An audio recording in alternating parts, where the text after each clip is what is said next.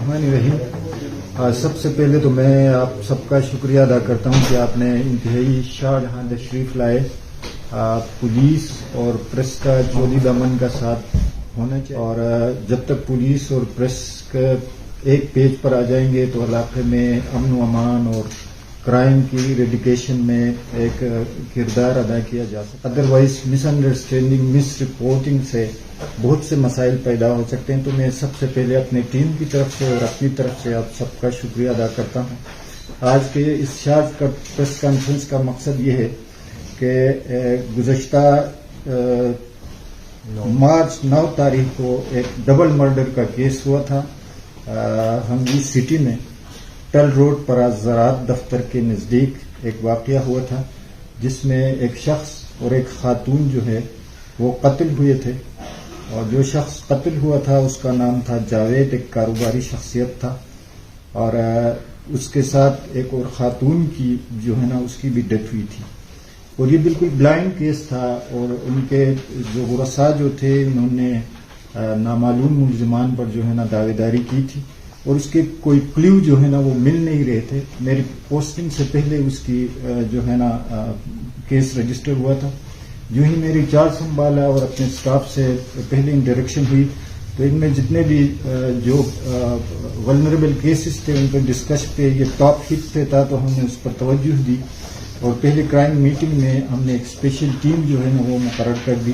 تو special team D S P city Nawaz Bangash صاحب، S H O Fayyaz اور ان کے جو تفتیشی ٹیم تھے، انہوں نے دن رات محنت کر کے ٹیکنالوجیکل گراؤنڈ پر بھی کوشش کر کے کافی محنت کے بعد بالآخر اس کیس کی ڈراپ سین ہو گئی.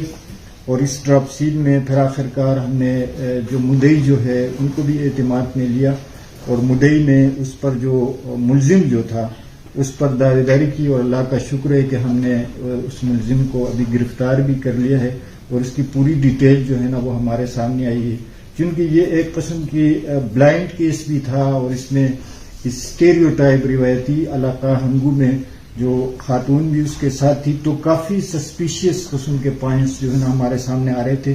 لیکن اللہ کا فضل ہے، جس طرح ٹیم نے محنت کی اور ایک ڈیڈیکیشن کے ساتھ کافی ٹائم کنزیومنگ کے بعد ہم اس نتیجے پر پہنچا، اور اس کی اس طرح کی ڈراپ سین ہو گئی کہ اس میں کوئی ایمبیگوٹی نہیں رہی.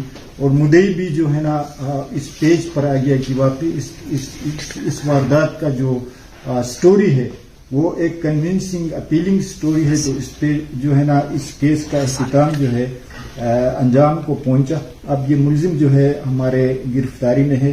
انشاءاللہ آفٹر لیپس آف کسٹڈی ہم اس کو عدالت میں پیش کریں گے، اور انشاءاللہ جو اس میں قاتل جو ہے نا اس کو کیفر کے طور تک پہنچائیں گے. اچھا ڈی پی صاحب، یہ جو ملزم ہے سلیمان جس کو آپ نے اریسٹ کیا ہے، جس کو آپ نے ٹیم میں کیا ہے، اس کا کوئی کرمینل ہسٹری اس کی ہے یا نہیں ہے؟ دوسری بات یہ ہے کہ قتل کرنے کی وجہ کیا ہے؟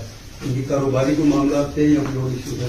اس میں شارٹ کٹ میں آپ کو یہ بتاؤں کہ اس میں یہ تھا لین دین کا مسئلہ، اور اس لین دین کے مسئلے میں جو ملزم کا جو وہ ہے وہ یہی ہے کہ اس لین دین کے پیسوں کے لینے دینے میں مختلف لوگوں سے اس نے پیسے اکٹھے کیے تھے، پھر اس کو پیمنٹ کی تھی اور پیمنٹ ڈیلے ہو گیا تھا. پھر اس پر ملزم پر جو ہے نا بہت بڑا پریشر آ گیا، اور یہ جو وہ بقول ملزم کے وہ یہ کہتا ہے کہ جس کو قتل کیا گیا وہ اس میں ڈیلائنگ ٹیکٹکس استعمال کر رہا تھا. جب وہ ڈیلائنگ ٹیکٹکس استعمال کر رہا تھا تو جن لوگوں سے انہوں نے پیسے اکٹھے کی تھے تو ان کو اس پر بہت زیادہ پریشر تھا.